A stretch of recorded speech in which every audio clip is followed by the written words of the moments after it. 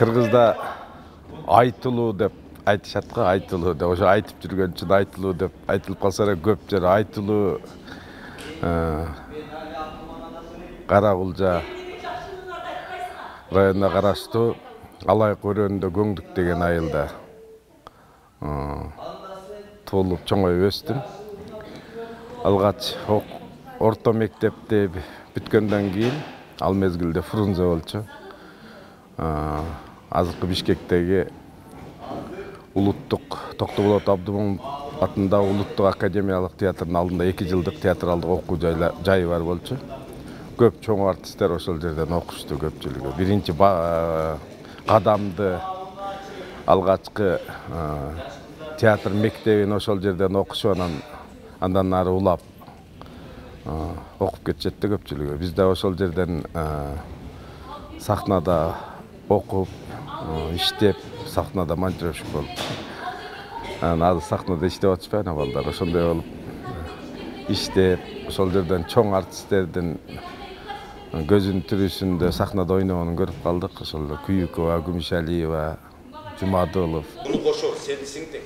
Андай болсо карабай эле койсун, кет. Муну уруш. Сен туулганыңда акылыңа киргенге чейин.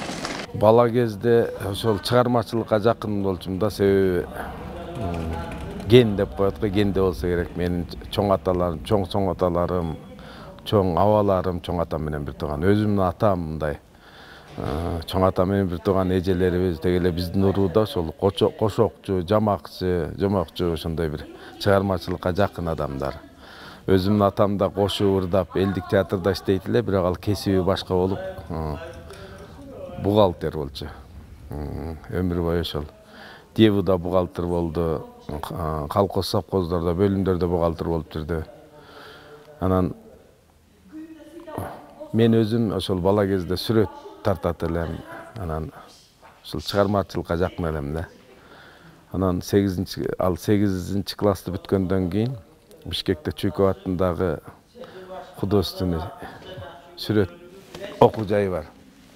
Художественный училище. Ошол жакка барып тапшырам деп, бирок 2 жолу кечигип калдым. 8 базасын бүткөндөн кийин 10 бүтүп барып тапшырам деп дагы, себеби бизде тоо жеринде аттестат кечигет. Бирок аларда экзамен июльда, 1 ай эрте болот экен, август эмес июльда. Анан ал окуудан кечигип калгандан кийин эле ошол академиялык театрдын алдында студияга келип кирдим. Ошого боюнча ошол кесиптин ээси болуп, алгач актер болуп иштеп, анан режиссерлукка окуп. Баарыңар бир жерге чогулуп алып, бир апаңарды карай албай чырдашып атасыңарбы? О, чырдашып атасың. Ушунча кыздары туруп карай албасаңар. Анан эмне мен караймбы? Сен да баласысың. Кара! Ал кезде Ленинград эле, азыр Санкт-Петербург болуп өзгөрүп калды. Ошол жакка театралдык чоң окуу жайына набор болуп калды, кыргыз группасын. Ошол жакка 24 бала барып, ошол жактан билим алып келип, анан алгач эле Бишкекте бизди жетөөбүздү Арсен Муралиев атында Бишкек шаардык театры бар азыр. Ошол киши театрга жетөөбүздү алып калды. Бирок шартка байланыштуу ар ким ар жакка кетип калып, биз башка бир группалаштарыбыз менен жетөөбүз Жалал Абадка келип, азыркы Барып атында театр 92-жылы ошол театрды ачканбыз.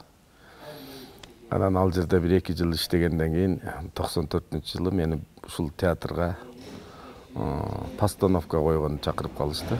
Ал постановка Мырзабек Тойбаев, Абдыкахар Манановдун Эрте өчкөн жылдыз деп Султан Ибраимовдун, коомдук ишмер Султан Ибраимовдун өмүр жолуна арналган чыгарма болчу. Ошол чыгарманы сахнага алып чыктым. Анан 1 жылдан кийин Манас темасына бир спектакль коюш керек болуп дагы чакырышты. Анда Ай чүрөгү спектаклин өзүм жазып келип койдум. Ошо менен Манас менге фестивалга бардык. Ошол боюнча 95-жылы октябрь айында, күз айларында мени бул жака биротоло башкы режиссер кылып чакырышты. Айнашта. Ошол боюнча өмүрүм ушул театрда, ушул сахнада өтүп келатат.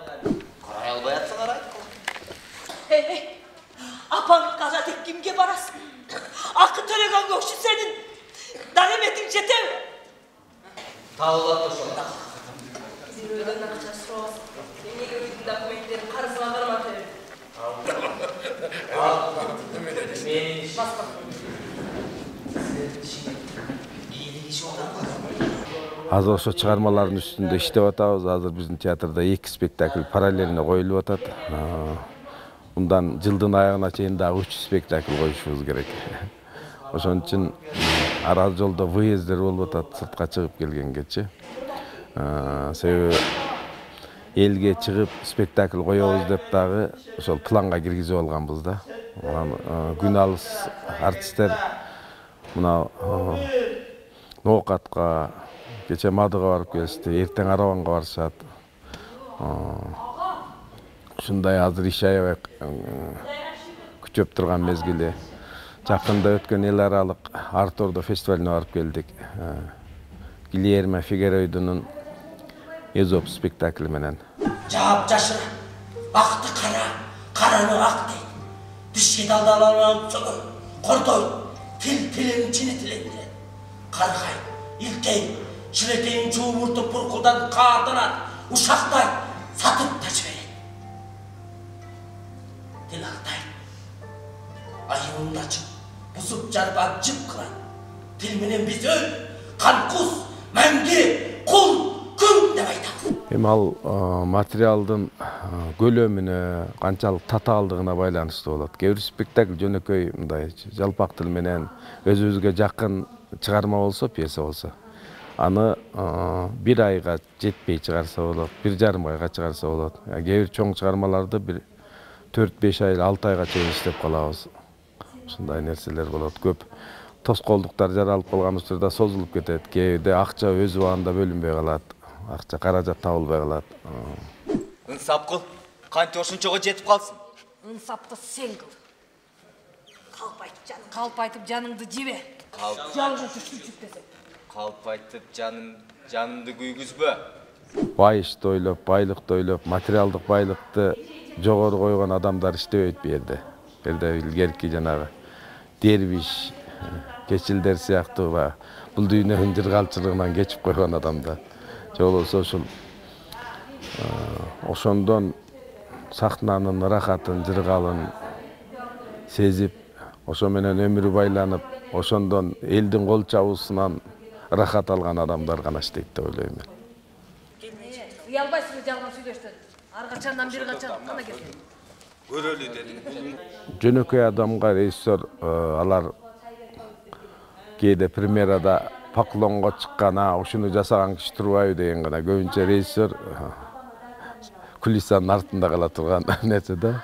Артист болгон чоң бакыт, себеби бүт элдин алдына чыгып, көрүнүп, бүт бардык нерсени элдин көз алдында болот. Режиссердун эмгеги бүт жасаган эмгегин ошол артисттер аркылуу сахнадан көрөт. Ал режиссер ошол премьера күнү гана сахнага чыгып көрүнө турган киши.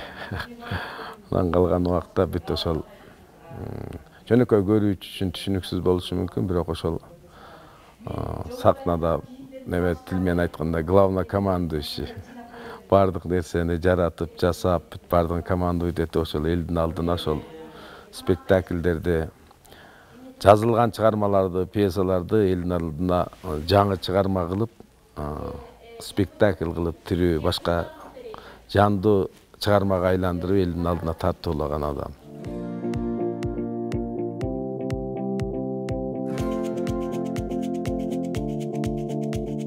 Эми Талант Апуев жөнүндө айта берсе, аябай сөз көп да. Аны айтып да бүтпөйбүз. Ушундай бир таланттуу жаралып калган инсан. Бул түштүктөгү эң менмин деген эң биринчи режиссерлордун бири деп ойлойм. Анан биздин театрга Талант 94-жылы Мырзабек Тойбаевдин Эрте өчкөн жылдыз деген чыгармасына биз Эрте өчкөн жылдыз деп Султан Ибраимов жөнүндө жазылган, тагдыры жөнүндө жазылган спектаклди биринчи коюп, ушул бала биздин театрга келген. Ошондо бир жаш жигит келип, бир сонун чыгарманы коюп, Андан кийин биз суранып, бул жигитти өзүбүзгө режиссер кылып чакырып алганбыз. Ал кезде Талант Апыев Жалал Абад областтык театрында, Барп театрында иштечү. Ошол өздөрү Ленинградтан бүтүп келген труппа полностью ошол жерде иштеп, анан бизге келип калган. Ушул азыр ушул Султан Ибраимовдун атын алып жүрөт биздин театр. Ошол кишинин зор эмгеги, ошол кишинин тагдырын ушул жерге келип, ушундай бир жаш режиссер келип, сонун чечип, сонун чечмелеп, сонун бир спектакль коюлган. Ошондон бери чогуу иштеп келатабыз.